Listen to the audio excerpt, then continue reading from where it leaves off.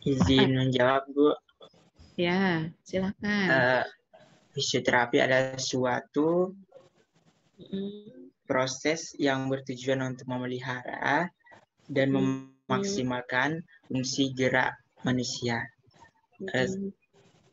Bisa dikatakan sebagai rehabilitasi pada post fraktur atau post infeksi, post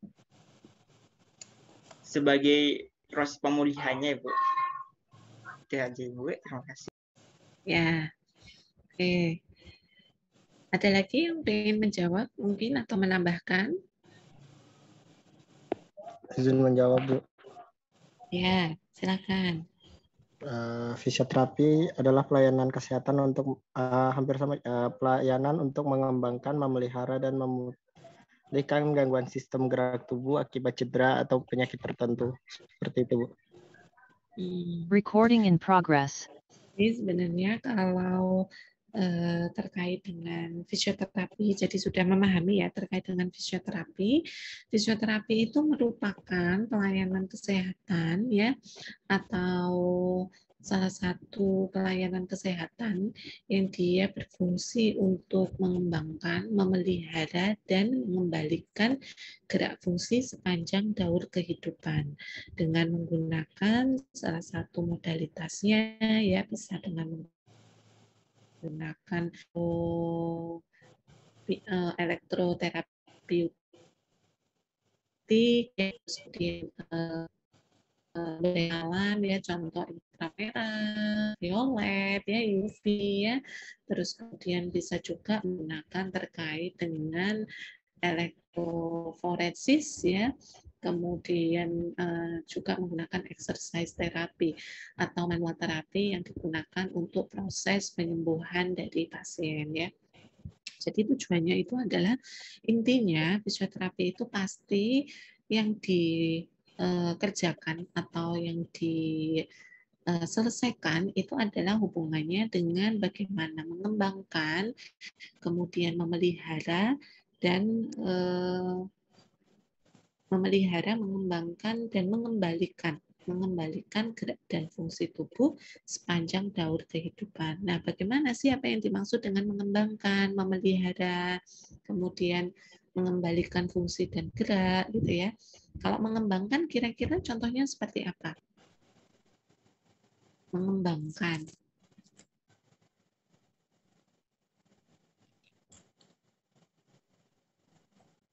Apa kira-kira? Izin menjawab, Ibu. Ya, tentunya. Silakan.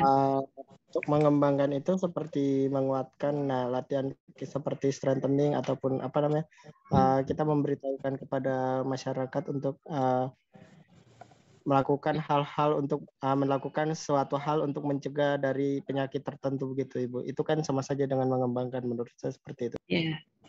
Mengembangkan itu adalah bisa juga itu tadi ya, mencegah supaya dia tidak terjadi satu muncul disease atau gangguan. Contohnya tadi supaya kita tidak mudah terjadi kram gitu ya pada saat olahraga, itu mungkin bisa dilakukan stretching terlebih dahulu. Atau yang paling mudah biasanya kalau mengembangkan gerak dan fungsi tubuh itu contohnya, kalau itu tadi di olahraga ya, kalau pada anak-anak gitu ya, kalau pada anak-anak itu mungkin memberikan stimulasi gerak gitu ya, karena dia tidak pernah melakukan gerak secara normal ya kan. Kalau anak-anak itu kan belum pernah melakukan gerak secara normal, nggak mungkin dong ya lahir kemudian dia harus sudah berjalan, kan tidak, dia masih ada proses dan tahapan gitu ya, sehingga dia harus mengembangkan salah satu proses tahapan motoriknya sesuai dengan usianya. Nah, itu adalah pengembangan. Contohnya lagi, kalau supaya tidak tadi ya yang disampaikan oleh teman kita tidak terjadi cedera gitu ya. Salah satu bentuk promotifnya itu adalah menyampaikan bagaimana sih supaya tidak terjadi cedera pada saat olahraga. Nah, perlu dilakukan pemanasan ya, perlu dilakukan stretching ya. Nah, itu adalah pengembangan yang memang harus dilakukan supaya nanti tidak terjadi satu gangguan. Nah, kalau memelihara tentunya maintenance ya, maintenance supaya dia tidak terjadi penurunan. Atlet supaya dia performanya bagus gitu ya. Kemudian dia harus dilatih sesuai dengan dosisnya, melakukan latihan atau training atau exercise sesuai dengan dosisnya supaya dia meningkatkan dari powernya atau daya ledaknya, kemudian kecepatannya ya supaya nanti mendapatkan prestasi kan gitu ya intinya. Nah, itu adalah dia memelihara supaya dia tidak terjadi penurunan tetapi dia menjadi lebih meningkat. Kalau mengembalikan gerak dan fungsi tubuh berarti dia sudah dalam posisi rehabilitatif atau kalau kita itu kuratif gitu ya, kuratif. Kuratif dalam artian di sini bukan pengobatan dengan diberikan obat atau diberikan satu pengobatan ya, tetapi diberikan salah satu bentuk intervensi fisioterapi yang tujuannya itu adalah untuk memperbaiki gangguan tersebut supaya dia kembali seperti semula. Kan seperti itu ya. Contohnya mengembalikan gerak dan fungsi tubuh. Tadi yang mungkin cedera karena olahraga ya, strain, sprain ya, keselio gitu kan. Terus kemudian kram otot ya, strain ya. Kalau sprain itu biasanya kita terkilir. Nah, bagaimana kemudian kita harus mengembalikan geraknya? Pastinya kan akan terjadi bengkak, kemudian tidak mampu berjalan secara normal, pasti kemudian menahan nyeri. Tentunya kita akan memberikan satu proses fisioterapi untuk menurunkan dari proses peradangannya gitu ya. Nah, itu adalah mengembalikan gerak ya. Terus kemudian seumpamanya kita menemukan pasien stroke gitu ya. Pasien-pasien stroke itu pasti dia gerakannya menjadi ada sesuatu gerakan yang hilang. Dalam artian gerakan itu tidak bisa dilakukan secara mandiri oleh otot tersebut gitu kan. Biasanya gerakannya pasti akan terjadi spastis atau kekakuan sehingga akan terjadi gerakan yang aksesoris ya kan. Banyak sekali otot yang akan bekerja untuk melakukan, padahal biasanya kalau menyisir ya menyisir aja secara normal ya, tangan menekuk ya sikunya, terus kemudian bahunya juga ikut ke arah fleksi ya, terus kemudian bekerja juga pada bagian brisnya ya untuk menggenggam dan lain sebagainya. Namun pada saat dia terkena stroke pasti banyak sekali otot yang bekerja secara bersamaan. Contohnya dia tidak mampu menekuk untuk digerakkan ke arah fleksi pada elbow, tetapi yang bergerak itu adalah fleksi shoulder secara keseluruhan ya, untuk menyisir saja ya, itu kan gerakan fungsional ya. Nah, ini yang kemudian harus kita lakukan perbaikan ya, perbaikannya di mana untuk melatih gerakan itu menjadi gerakan yang individual, yang gerakannya itu mandiri ototnya ya, terus kemudian tidak dilakukan oleh grup otot ya. Jadi konsep fisioterapi bahwasanya kita itu bekerja untuk menyelesaikan dalam proses mengembangkan, memelihara dan mengembalikan gerak dan fungsi tubuh sepanjang daur kehidupan ya. Sepanjang daur kehidupan. Contohnya apa? Mungkin ya teman-teman nanti besok di semester 5 pasti akan bertemu kesehatan wanita gitu kan. Nggak ada kesehatan laki-laki, tapi nanti akan dibahas juga ya di dalam kesehatan wanita itu ada terkait dengan kesehatan laki-laki, andropause gitu ya. Terus kemudian kalau perempuan bagaimana sih nanti menghadapi pasien yang menopause atau kita sendiri akan menghadapi menopause atau andropause pada fase-fase lansia gitu ya.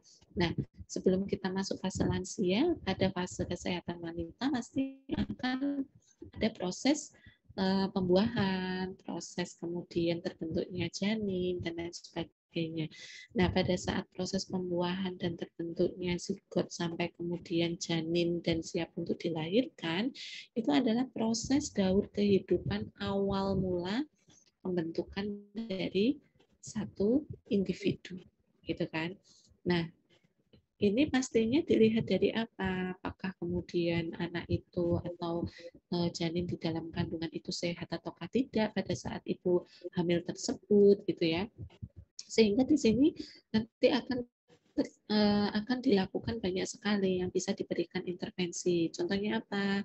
Senam hamil, gitu kan. Nanti besok para laki-laki ini juga akan melakukan bagaimana sih senam hamil itu, gitu kan. Tidak hanya khusus pada wanita ya.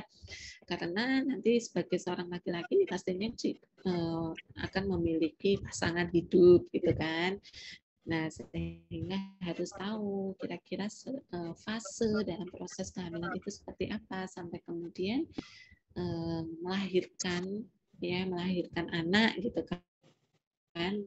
Nah, itu adalah bagian yang memang menjadi satu kehidupan. Kan nggak mungkin ya anak-anak itu tadi ya lahir terus kemudian bisa jalan, pasti ada proses sebelumnya, gitu kan. Nah, pada saat proses sebelum dia dilahirkan itu kita sudah berperan, fisioterapi sudah banyak berperan dalam artian apa, banyak sekali nanti yang akan ditemukan pada ibu hamil. Contohnya perubahan hormon pasti akan mempengaruhi dari fisik si ibu. Contohnya mudah kelelahan ya, kemudian mudah terjadi nyeri pinggang, gitu ya. Terus kemudian mudah juga terjadi kram, yang otot pada tungkai ya, jalan jauh kemudian dia mudah kram ya. Nah, ini yang kemudian harus dilakukan fisioterapi. Apa yang harus dilakukan? Harus melakukan senam hamil, harus melakukan lebih banyak stretching ya, stretching yang benar itu seperti apa ya pada saat hamil dan lain sebagainya. Nah, ini kita sudah berperan pada awal fase pembentukan dari awal kehidupan satu manusia ya. Kemudian pada saat anak dilahirkan, itu anak juga sudah masuk di fisioterapi ya, distimulasi tumbuh kembang. Yang pada saat anak itu sudah beranjak dewasa, pasti akan ditemui gangguan muskuloskeletal ya. Kemudian dewasa muda menemui dengan menstruasi ya, jadi pada saat dismenor ya pada perempuan, kalau pada laki-laki pasti akan berbeda. Mungkin pada saat fase olahraga juga akan mempengaruhi lebih banyak ya pada laki-laki, gitu kan. Kemudian pada fase lansia itu juga dia akan melihat supaya tidak terjadi penurunan aktivitas fisik, gitu ya. Kalau pada lansia itu kan mudah terjadi lelah, jalan itu gampang sesak nafas ya, kemudian terjadi osteoartritis, banyak sekali pada lansia yang terjadi.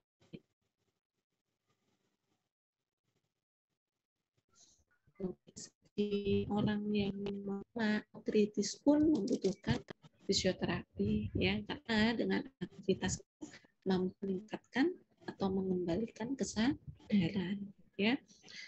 Di ICU kenapa sih kok harus di fisioterapi, gitu kan? Ya karena kalau digerakkan itu mampu meningkatkan dari stimulasi saraf ya, akan menghasilkan sinaptik ya, akan menghasilkan dari sinaps ya. Sinaps itu bukan dibangkitkan hanya dari otak saja, tetapi dari saraf perifer. Perifer itu mana ujung-ujung organ ya, yang kemudian digerakkan, yang bisa meningkatkan dari fungsi kesadaran pada orang yang mengalami gangguan kritis atau koma. Pasiennya koma merem terus. Tapi kenapa sih kok dilakukan latihan, gitu kan? Karena pada pernah mendengar GCS ya, saya rasa teman-teman sudah ya di semester 4 di syaraf gitu ya, neurologi, gangguan susunan saraf itu ya, fisioterapi pada susunan saraf, itu sebenarnya ada beberapa nilai kesadaran yang kemudian bisa dinilai dari pada saat kita berbicara apakah dia merespon dengan baik, gitu, fisioterapi memegang tangannya gitu ya pada saat orang koma itu apakah dia respon dengan baik motornya. Nah itu yang bahkan pada saat kita melakukan aktivitas gerak tentu mulus rangsangan saraf ini ujung saraf ya dari eferen yang dia masuk melalui spinal ya yang kemudian masuk melalui midline masuk ke cerebellum atau brain ya yang kemudian bisa melalui brainstem tersebut masuk menuju ke korteks ya nah itu pekerjaan dari fisioterapi harus hafal itu persarafannya jangan sampai lupa itu ya kira-kira sudah semester 5, 6, 7, 8 karena kalau yang tahun angkatan ini mungkin sebenarnya sudah bisa lulus ya amin semoga gitu ya 3,5 tahun karena biasanya ditempuh dalam jangka waktu 4 tahun atau 8 semester gitu karena kita melakukan percepatan sehingga mungkin blok kompetensi sudah didapatkan di semester 3 ya di semester 3 kemarin sudah dapat blok kompetensi baik terus kemudian jadi itu tadi ya yang terkait dengan paradigma fisioterapi itu sendiri ya. Oh iya ternyata ini saya belum memperpanjang ya untuk Zoom-nya nanti mungkin bisa kembali lagi dengan link yang sama. Kemudian di sini tujuan pembelajarannya adalah mahasiswa mampu memahami dan menjelaskan paradigma fisioterapi atau pemikiran terkait dengan penyelesaian kesehatan berdasarkan pemikiran fisioterapi.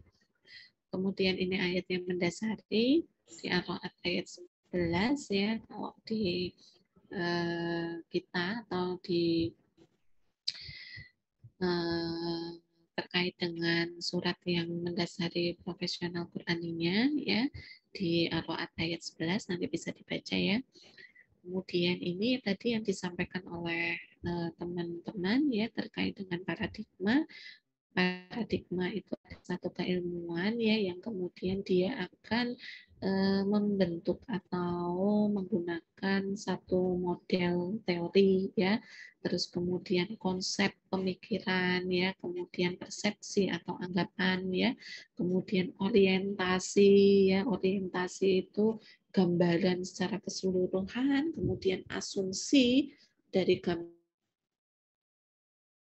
itu dan juga referensi itu adalah banyaknya referensi atau banyaknya sumber keilmuan yang kemudian digunakan dalam pemikiran ya itu paradigma ini harus dilihat dalam konteks masing-masing khususan ya jadi kalau menggambarkan secara umum gitu kan kalau menggambarkan secara umum berarti pengertian keilmuan itu secara umum tetapi kalau kita melihat secara khusus ya contoh paradigma fisioterapi berarti memang terkhusus spesialis dari fisioterapi itu sendiri pemikiran dalam penyelesaian masalah kesehatan ya atau masalah pasien itu apa gitu ya.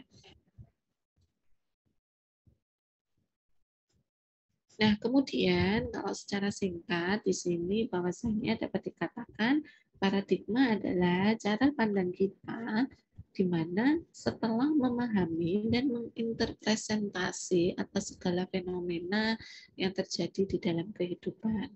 Kalau fenomena di dalam kehidupan di sini adalah bagaimana kita menyelesaikan dalam konsep pasien kemudian dia ke fisioterapi, ya tentunya kita harus menyelesaikan sesuai dengan pandangan fisioterapi itu adalah berorientasi terkait dengan pengembangan, kemudian memelihara dan mengembalikan fungsi gerak tubuh sepanjang daur kehidupan itu tadi, gitu ya.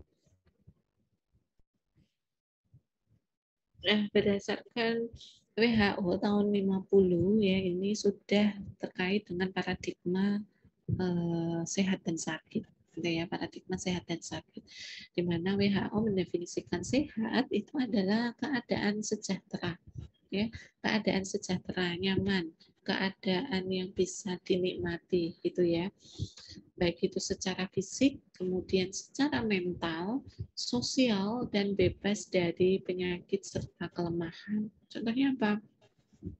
Belum tentu orang terlihat fisiknya oke, bagus gitu ya, oh nggak masalah, nggak sakit, nggak demam, nggak dan sebagainya, tetapi dia mengalami gangguan stres gitu ya, stres yang memang tidak terlihat ya, namun itu bisa menurunkan dari fisiknya, mempengaruhi dari fisiknya, berat badan menurun gitu ya, tapi dia merasa tidak ada apa-apa, baik-baik saja, tetapi pemicunya itu dia dari pemikirannya gitu kan. Nah, itu berarti belum dinamakan sehat atau sejahtera secara keseluruhan, bahwasanya hidupnya itu damai, kemudian hidupnya nyaman, hidup yang penuh disyukuri gitu ya, kalau terbebas dari sakit gitu kan. Jadi sehat secara fisik, sejahtera secara fisik ya, kemudian mentalnya juga dia merasa sehat gitu ya, kemudian sosialnya juga dia merasa tidak mudah terpengaruh ya. Contohnya kalau seumpamanya ada tetangganya mungkin yang memiliki sesuatu yang baru ya, tiba-tiba kita menginginkan hal yang sama. Nah, itu adalah sudah mempengaruhi dari kesehatan secara mental dan juga kesehatan secara sosial. Nanti akan mempengaruhi juga kesehatan secara ekonomi gitu ya. Jadi sebenarnya pada saat ini itu sudah terlihat sekali ya. Contohnya ya, karena memang saya itu lebih banyaknya di tumbuh kembang anak ya, sehingga mungkin banyaknya terkait dengan kasus-kasus yang bisa digambarkan itu adalah kasus tumbuh kembang anak. Contohnya, pada anak CP itu tidak hanya terjadi karena keadaan sakit atau keadaan yang tidak sejahtera ya pada fisiknya saja. Namun itu bisa dipengaruhi dari apa? Bisa dipengaruhi dari pengetahuan ibu ya, sehingga ini mempengaruhi dari pendidikannya, ya kan, faktor yang mempengaruhi. Kemudian dari ekonominya. Kalau pendidikannya rendah, ya tentunya cara berpikirnya juga dia akan rendah, gitu ya, terkait dengan kesehatan. Oh ya udah deh, nggak apa-apa, anakku juga memang ini lahir prematur. Udah deh, seperti sehat gitu kan. Tapi anak umur 1 bulan, 2 bulan, sampai usia 1 tahun belum bisa tengkurap, belum bisa duduk, belum bisa jalan. Ya harusnya kan bisa jalan, tapi dia belum bisa apa-apa. Ya, kalau orang tuanya tidak memiliki pengetahuan yang cukup, tentunya itu akan mempengaruhi dari kesehatan si anak, gitu kan. Nah, kalau perekonomiannya juga kurang, maka dia akan mempengaruhi kesehatan anak juga, gitu ya. Bagaimana kemudian anak akan mendapatkan makanan yang sehat, gitu ya, makanan yang bernutrisi kalau memang ekonominya rendah, ya pendapatannya rendah atau kurang, sehingga ini akan mengakibatkan timbul penyakit yang lain. Contohnya apa? Stunting dan lain sebagainya ya pada saat ini. Nah, itu perlu dikaji juga apa sih yang menyebabkan terjadinya stunting sampai kemudian terjadi keterlambatan perkembangan ya. Banyak sekali analisis faktor yang bisa dicari, mungkin bisa diteliti ya oleh teman-teman, apa kira-kira, apakah disebabkan karena faktor ekonomi ya, sehingga tidak mampu memberikan makanan yang bernutrisi atau yang bergizi ya, sehingga ini juga mempengaruhi dari kesehatan gitu ya. Ada anak yang hanya makannya nasi putih gitu kan, saya punya pasien anaknya kecil gitu ya, terus kemudian anaknya makan apa, kadang itu makan kertas gitu kan. Kok bisa ya orang tuanya itu kemudian membiarkan anaknya makanya itu sukanya seperti itu gitu kan, kadang kerupuk gitu kan, hanya kerupuk saja ya, mungkin memang kalori kerupuk itu tinggi sih sebenarnya, tapi kan dia tidak bergizi juga gitu ya. Satu kerupuk mungkin pemikirannya adalah sama dengan 1 piring nasi gitu, tapi kan itu bukan satu hal yang bisa menyehatkan gitu ya bagi anak itu, sehingga itu yang kemudian mempengaruhi terkait dengan pertumbuhan si anak gitu ya. Itu dipengaruhi dari apa? Dipengaruhi dari pengetahuan orang tua, dipengaruhi dari ekonomi orang tua ya, sosialnya mendukung ataukah tidak gitu ya. Nah, ini sebenarnya mempengaruhi dari segala aspek ya untuk kesehatan kita. Kemudian dikembangkan lagi di tahun 2010 bahwasanya ternyata tidak hanya terkait dengan sejahtera fisik, mental, sosial, dan bebas dari penyakit saja ya sehat itu. Ternyata di sini adalah terkait dengan kesehatan ekonomi gitu ya. Jadi ekonomi ini sangat berperan sekali terkait dengan proses sehat dan sakit itu.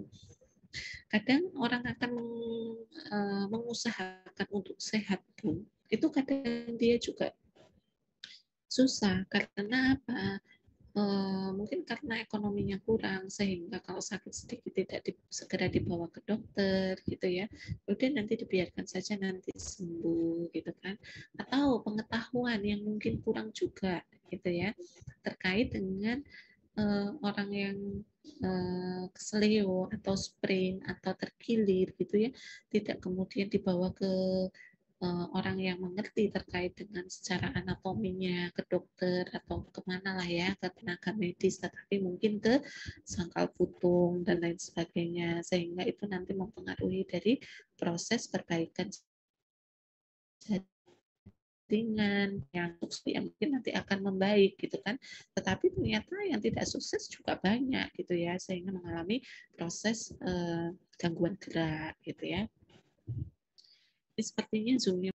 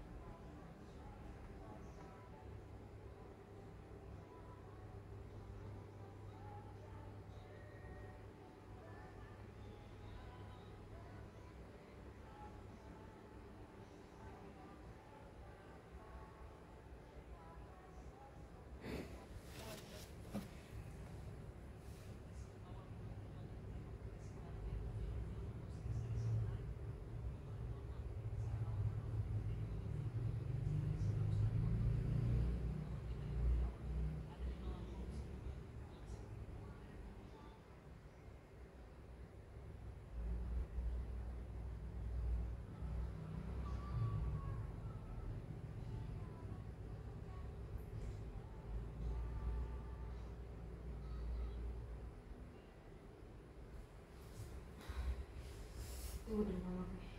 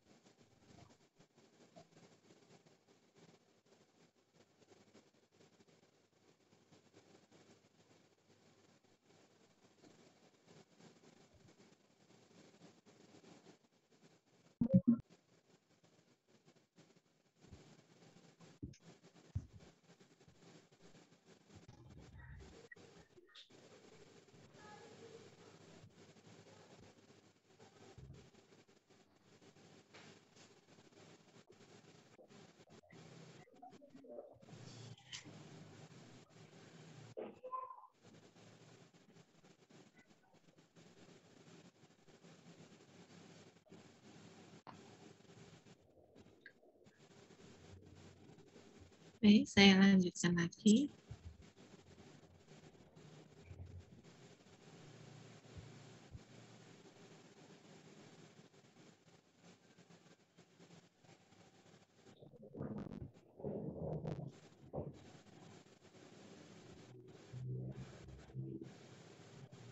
Ya, mungkin bisa dilihat juga ya untuk paradigma sehat itu adalah merupakan cara pandang, pola pikir atau model pengembangan kesehatan yang bersikup di mana upayanya lebih banyak diarahkan pada peningkatan pemeliharaan dan perlindungan kesehatan gitu ya kalau paradigma sehat. Jadi dia di sini sudah terkait dengan mana bisa meningkatkan kesehatan, kemudian memelihara terkait dengan kesehatan dan perlindungan dalam kesehatan. Adalah cara pandang dalam upaya dalam kesehatan yang utama upaya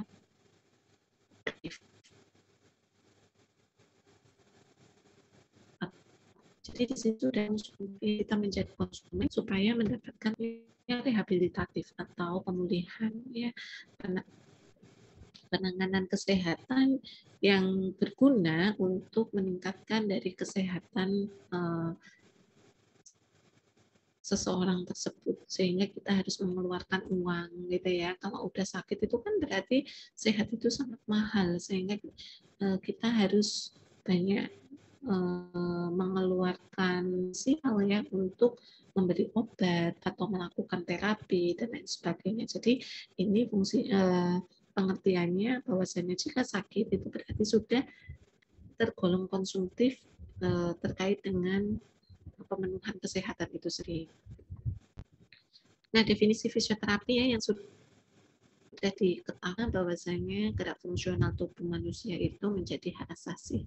Ya, kita harus memberikan pelayanan kesehatan sesuai dengan hak asasi manusia atau hak masing-masing individu ya untuk mampu bergerak secara bebas.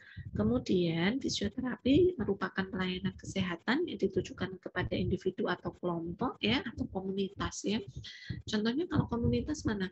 Komunitas lansia, komunitas geriatri ya, kemudian komunitas posyandu anak itu adalah komunitas ya yang bertujuan untuk mengembangkan, memelihara dan memulihkan gerak dan fungsi tubuh sepanjang tentang kehidupan atau daur kehidupan dengan menggunakan penanganan tadi ya secara manual atau dengan exercise, manual terapi dan peningkatan gerak dengan menggunakan peralatan ya baik itu dengan supervisi ya sumber mereka ultraviolet ya kemudian elektroterapeutis dengan menggunakan TENS diatermi ya kemudian paradik ya kalau sumber fisik tadi ada menggunakan diatermi juga ya bisa menggunakan gelombang elektromagnetik ya US gitu ya. Kemudian kalau mekanik bisa menggunakan traksi ya. Nah, ini tujuannya adalah untuk mengembalikan gerak dan fungsi tubuh. Fisioterapi sendiri ilmu yang dipelajari adalah fisika, kemanusiaan atau biopsikososial ya. Selain kita harus mengetahui terkait dengan kesehatan individu, namun di sini adalah kita harus mampu berkomunikasi secara aktif untuk kesembuhan dari pasien ya. Perlu diingat bahwasanya kita itu menghadapi masing-masing individu bukan suatu robot gitu ya. Kita menghadapi orang yang membutuhkan komunikasi, tidak hanya sekedar itu tidur saya pasang alat kemudian ditinggal, tidak seperti itu ya, tetapi ada biopsikososial. Kita harus mengetahui empati, simpati, ya, bagaimana merasakan apa yang dirasakan oleh pasien, ya, karena pasien itu ingin didengarkan, ya. Kadang hanya didengarkan aja pasiennya sudah sembuh.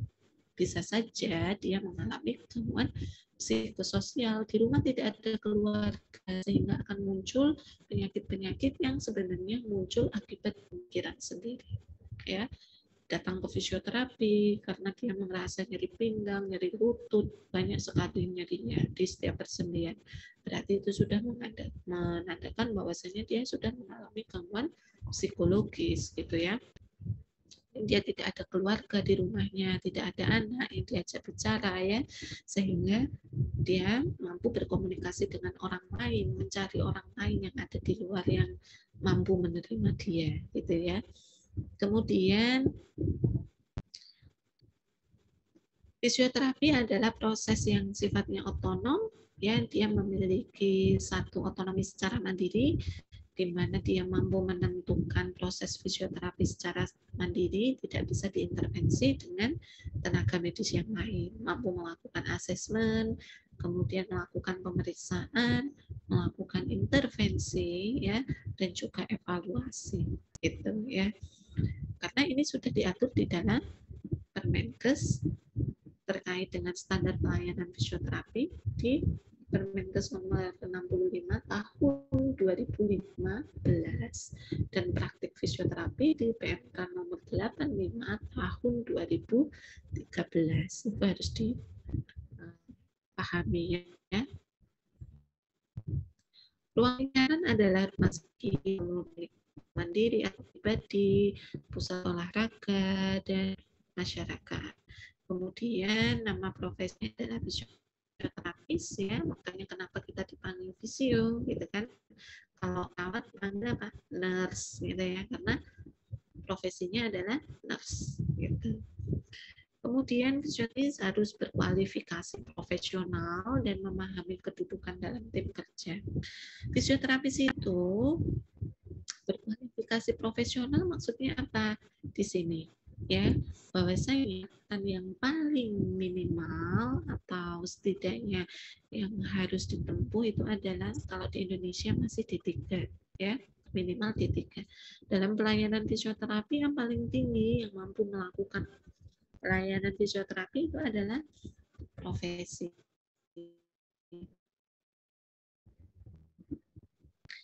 Bukan terapis di mana dia mampu memberikan pelayanan di instansi rumah sakit ya, di klinik mandiri, kemudian di pusat kebugaran ya, itu adalah profesi. Sedangkan kalau yang masih diploma itu dibawa dari arahan profesi gitu ya.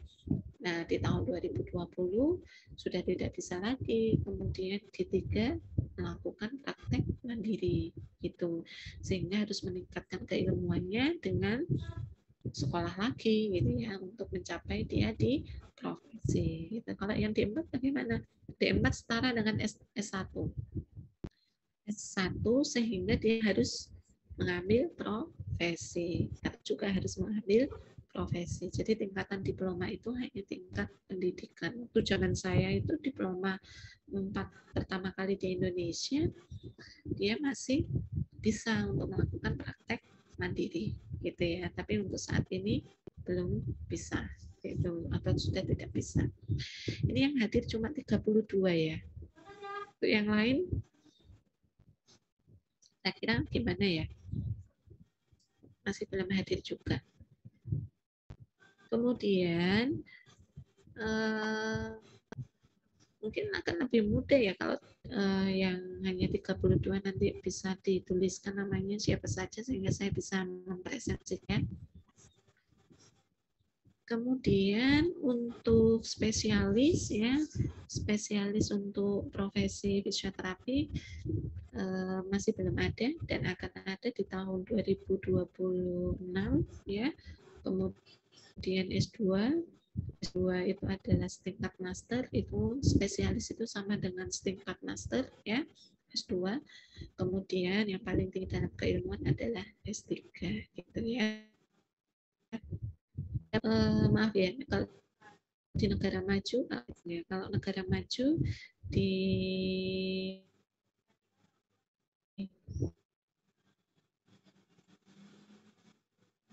kemudian di Bangkok ya, Thailand yang pernah saya datangi gitu ya, memiliki D3. Tetapi fisioterapis dia harus sudah sampai di 4 tahun minimal dia 4 tahun gitu. Tetapi dia punya asisten, asistennya itu sekelas SMA D1, tapi dia hanya technician aja.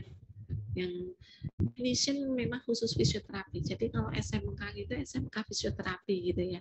Dia khusus fisioterapi yang kemudian dia hanya membersihkan alat fisioterapi, kemudian pokoknya hanya dia bagian fisioterapi saja, tetapi membersihkan alat, kemudian mengganti peralatan yang ada di klinik gitu ya, atau di rumah sakit gitu ya. Jadi fisioterapi di situ sudah hanya mampu melakukan asesmen saja dan kemudian melakukan intervensi gitu ya. Kalau D3 di sini kan dia bisa melakukan sesuai dengan arahan ya, arahan dari profesi. Tetapi kalau di sana memang tidak ada pelayanan fisioterapi dari asisten gitu ya. Asisten itu hanya mengambilkan, tolong ambilkan selimut gitu semuanya, diambilkan dia. Tolong ambilkan alat ini, diambilkan. Tolong ambilkan ini, diambilkan. Ya, dan itu digaji sendiri gitu ya di rumah sakit karena dia memang asisten gitu ya. Dia tertulisnya dia sebagai asisten fisioterapi. Kemudian dasar pedoman pelayanan fisioterapi ditata sesuai kebutuhan pasien masyarakat berdasarkan pada ilmu pengetahuan dan teknologi maju yang dituntun oleh moral etis, memperhatikan aspek biopsikososial, kultural, spiritual, dan mengacu pada perundangan peraturan. Kemudian berdasarkan nilai Pancasila yang menjunjung tinggi harkat dan martabat manusia sebagai makhluk individu dan sebagai titik sentral pembangunan menuju masyarakat adil dan makmur.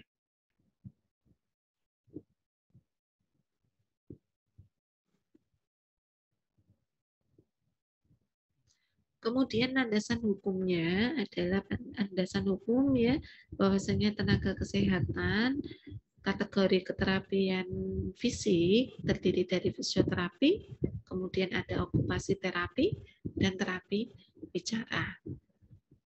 Kemudian secara kompeten berperan sebagai pemberi pelayanan fisioterapi, sebagai pengelola, pendidik, dan peneliti.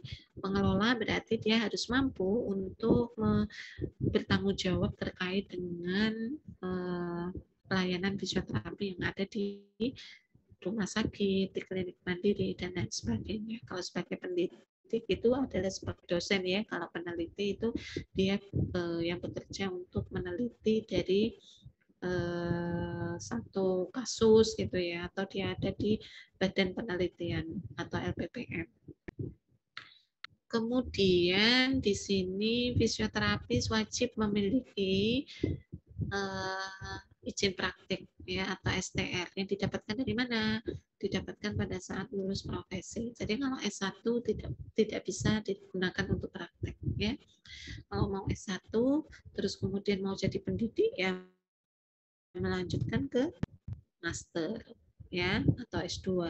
Tapi kalau mau bekerja di pelayanan kesehatan ya berarti dia harus memiliki STR, dilanjutkan profesi gitu. Kemudian berwenang melakukan asesmen, ini ya, melakukan asesmen, diagnosis, perencanaan, intervensi, dan evaluasi, serta reevaluasi di Permenkes nomor 65 tahun 2015. Di standar kompetensi fisioterapi meliputi sebagai peran pengelola, pelaksana, pendidik, peneliti, ya. Peran pengelola di mana berkompeten untuk melaksanakan kemampuan manajerial ya dalam satu pelayanan fisioterapi. Jadi dia yang bertanggung jawab secara keseluruhan dalam proses pelayanan fisioterapi ya, baik itu dilakukan secara mandiri atau dilakukan oleh orang lain secara tim gitu ya. Kemudian peran pelaksana berkompeten dalam melaksanakan pelayanan dengan pendekatan sistem asuhan fisioterapi. Ini pelaksana, tingkatnya adalah diploma ya. Jadi di sini dia hanya melaksanakan terkait dengan asuhan fisioterapi yang rujukan dari profesi. Kemudian peran pendidik adalah berkompeten dalam memberikan pendidikan kesehatan, terutama dalam pemahaman pemahaman pelayanan fisioterapi ya, atau memberikan edukasi baik itu pada keluarga atau pada tenaga medis yang lain. Kemudian peran peneliti melakukan penelitian di bidang ilmu dan teknologi fisioterapi dalam pengembangan dan pelayanan.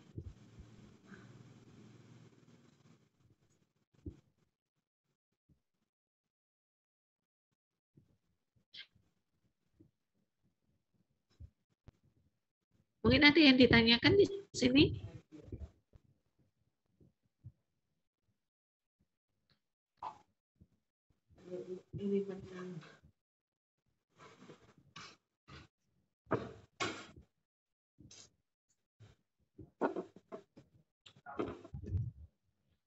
Nah, kemudian untuk standar praktek sendiri, yang pertama adalah adanya misi dan misi, ya, kemudian ada maksud dan tujuan, ya.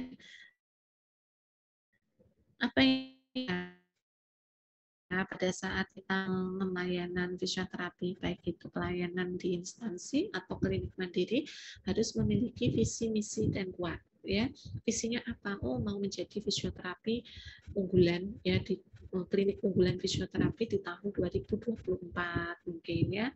Misinya apa? Oh, mampu menjangkau kesehatan fisik keseluruhan di Indonesia gitu ya. Kemudian memiliki tujuannya apa gitu. Kemudian perencanaan pengorganisasian ya.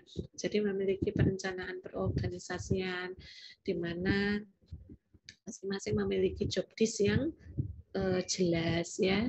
Sebagai pemimpin dia job desk-nya apa, sebagai pelaksana dia sebagai apa, job desk-nya apa gitu ya.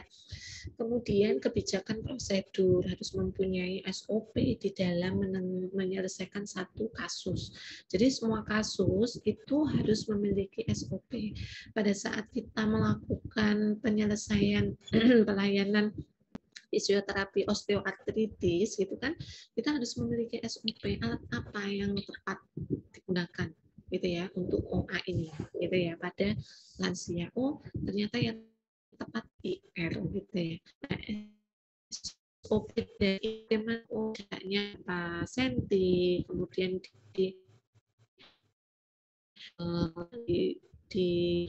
diarahkan di mana ya gitu ya, itu harus jelas gitu ya.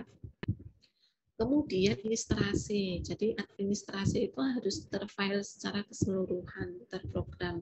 Contohnya apa?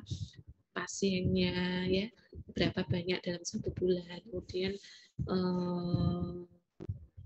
jadwal fisioterapisnya pagi, siang, sore itu juga harus jelas, mulai jam berapa, mulai buka praktek pelayanan fisioterapi. Nah, itu adalah standar praktek pelayanan fisioterapi, termasuk pengelolaan anggaran, kemudian peningkatan kuantitas asuhan. Peningkatan kuantitas asuhan itu adalah mampu melakukan asesmen, kemudian pemeriksaan, diagnosis, dan intervensi, serta mampu melakukan evaluasi. Ketenagaan ini juga termasuk SDM. Dibutuhkan untuk CNAPAU membutuhkan diploma 3, sebagai manajerial dia membutuhkan CNAPAU lulusannya profesi gitu ya. Kemudian pengembangan staf itu bisa dilakukan dengan peningkatan workshop, mengikuti workshop, seminar, peningkatan pendidikan dari D3 ke S1 atau ke profesi. Kemudian ada penataan sarana dan prasarana serta kolaborasi multidisipliner. Jadi kita lakukan rujukan apabila itu spesialis tertentu. Jadi lakukan kerja sama. Ini standar asuhan fisioterapi secara real yang bisa kita lakukan adalah dengan melakukan asesmen, kemudian kita bisa menentukan diagnosis ya. Dari asesmen itu sendiri pemeriksaannya ada pemeriksaan khusus, pemeriksaan secara umum, pemeriksaan fungsi gerak dasar ya, yang kemudian kita bisa melakukan intervensi dan bisa melakukan evaluasi. Nah, kalau standar perencanaan di sini dimulai dengan pertimbangan kebutuhan intervensi ya. Intervensinya apa yang akan diberikan pada kasus-kasus, contohnya pada orang stroke itu perencanaan yang akan diberikan apa? bisa diberikan IR, bisa diberikan TENS, bisa diberikan exercise terapi, bisa diberikan diatermi, tetapi kan tidak semua bisa digunakan ya. Yang bisa digunakan oleh fisioterapi untuk orang stroke ini apa? Oh, hanya diberikan IR, hanya diberikan paradik dan juga diberikan latihan. Nah, ini adalah merujuk dari intervensi sesuai kebutuhan pasien. Itu adalah perencanaan ya. Kemudian standar intervensi ya, intervensi ini yang diimplementasikan tadi. Kalau perencanaan itu banyak ya. Jadi semua modalitas fisioterapi itu bisa diberikan ya. Tetapi ini baru perencanaan, rancangan yang akan diberikan. Namun yang tepat itu adalah pada saat kita sudah mengimplementasikan. Yang digunakan intervensi inilah yang tepat. Kenapa sih kok pilihannya IR gitu ya? Oh, karena IR itu sifatnya superficial, tidak terlalu masuk ke jaringan yang lebih dalam karena dia mengalami sensibilitas, gangguan sensibilitas, sehingga pasti tidak bisa merasakan panas yang berlebihan dari diatermi. Takutnya nanti akibatkan luka bakar gitu ya. Sehingga yang paling aman ya bisa diberikannya adalah inframerah dengan ambang batas rangsangan dari si rangsangan kulit dari si pasien gitu ya. Nah, ini adalah intervensi itu sudah diimplementasikan secara tepat sesuai dengan kasus yang diderita oleh pasien.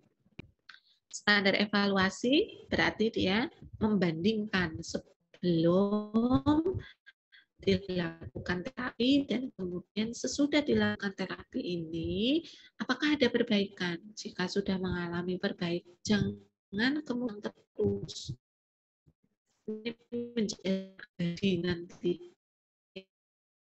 ya. Jadi ada tahapan pasien itu dihentikan. Oh Bu, karena dirasa sudah baik ya, sehingga apa? Sehingga mungkin Ibu sudah dianggap di sini sudah tidak ada gitu.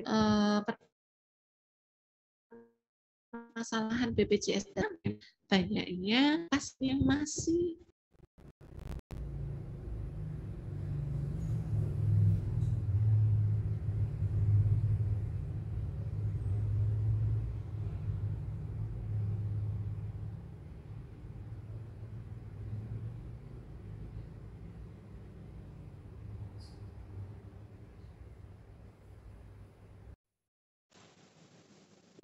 atau berbagi terkait dengan masalah pribadi gitu ya. Ada yang seperti itu, dia hanya datang ke fisioterapi hanya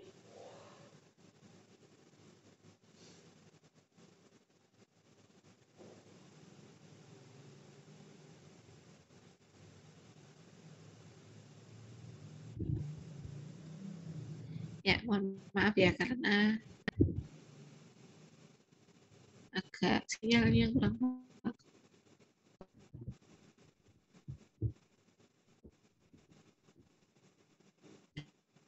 berikan pasien atau klien itu adalah memberikan satu informasi atau edukasi gitu ya. Informasi adalah kita memberi bentuk edukasi yang tujuannya itu ada semua dari pasien, proses pemberian informasi, pendidikan, ada saya tahu kan nanti pasien pada saat setelah dilakukan latihan di satu klinik atau rumah sakit. Kalau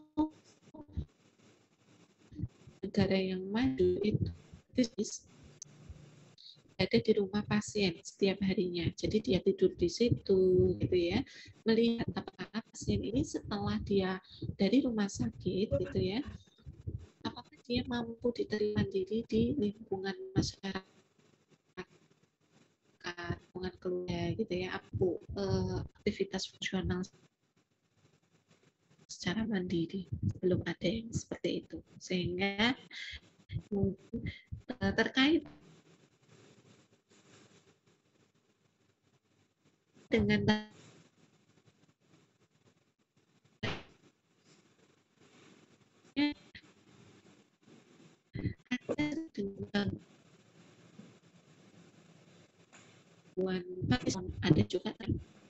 bagaimana di rumahnya. Oh, di rumah dia mampu mandiri, walaupun yang banyak tangganya gitu, melakukan aktivitas secara mandiri. Kalau kok rumahnya tidak mendukung, tentunya jadi masuk menjadi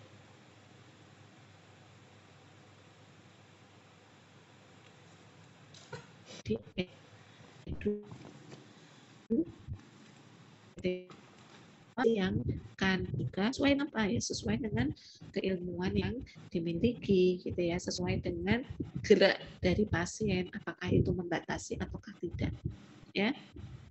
Pada saat kita memberikan edukasi pada orang jalan jauh, nanti malah tambah bengkak. Apakah pasien tidak boleh jalan? Berarti dia hadatan dong, ya kan? Kalau fisioterapisnya bilang, berarti ibu tidak boleh jalan dulu, tidak boleh jalan jauh, gitu ya. Berarti menghambat ya, sehingga yang bisa menjadikan edukasi harusnya oh ibu, karena ibu sakit OA, karena memang tidak boleh berjalan jauh, harus dapatkan pembekakan dan lain sebagainya. Pada saat berjalan menggunakan tracker ya sebagai penyangga. Pada saat jalan itu di tengah perjalanan yang agak jauh itu diselingi dengan istirahat gitu ya, sehingga tidak mengakibatkan beban yang berlebihan pada lutut. Nah itu mungkin alangkah baiknya mungkin tidak berjalan untuk olahraganya, tetapi mungkin bisa menggunakan sepeda sebagai proses fungsi gerak dari lutut ya selain berjalan. Nah itu adalah salah satu bentuk edukasi yang menjadi tanggung jawab kita.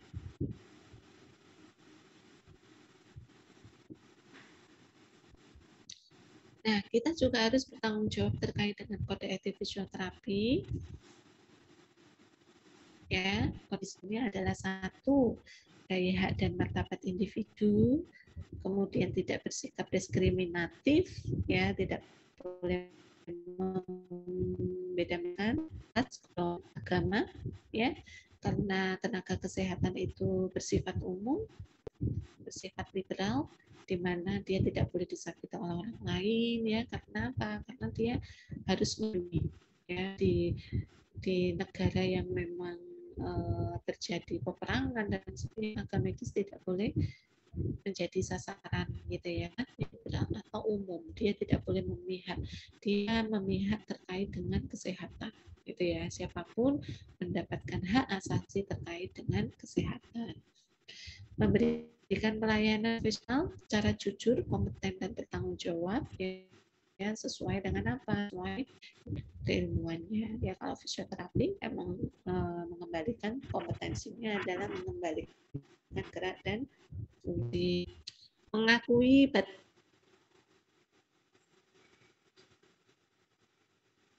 batasan bisa ya. Kalau fisioterapi itu ya jangan membesar ya, sehingga kita hanya gerak dan fungsi. Biasanya ada ya tetangga gitu ya, dianggap bahwasanya kita itu medis gitu ya, sehingga kita dianggap mampu gitu,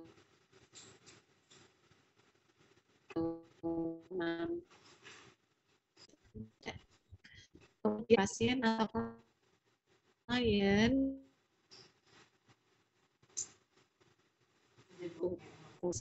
bahwasanya kita harus menjaga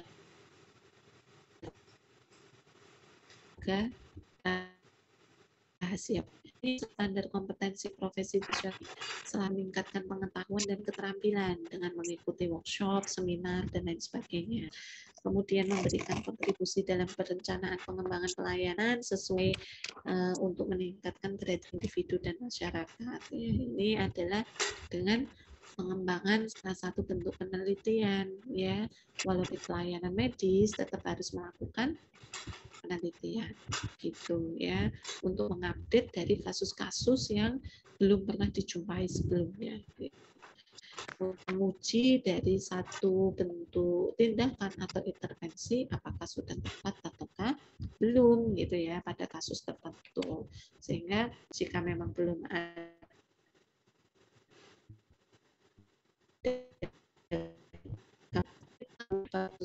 dulu COVID yang terbaru, sehingga tidak ada gambaran itu fisioterapi mau ngapain ya, sehingga kita harus melakukan apa, pelayanan, pengembangan pelayanan ya tetap harus diberikan pelayanan fisioterapi, tetapi harus diteliti juga apakah dengan yang saya berikan ini sudah tepat ataukah tidak gitu ya.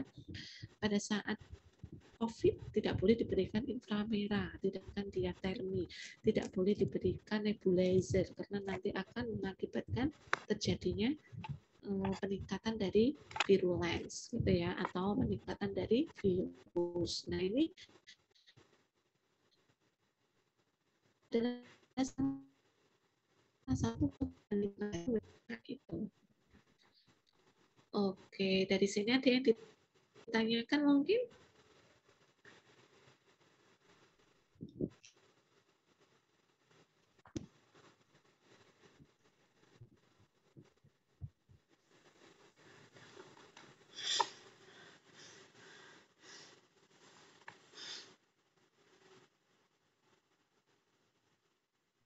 Dari saya belum ada, Bu.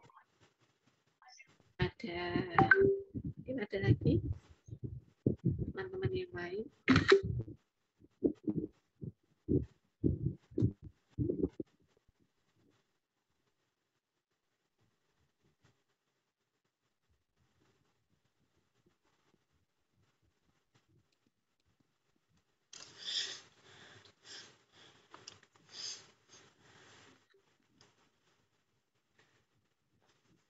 Ada lagi?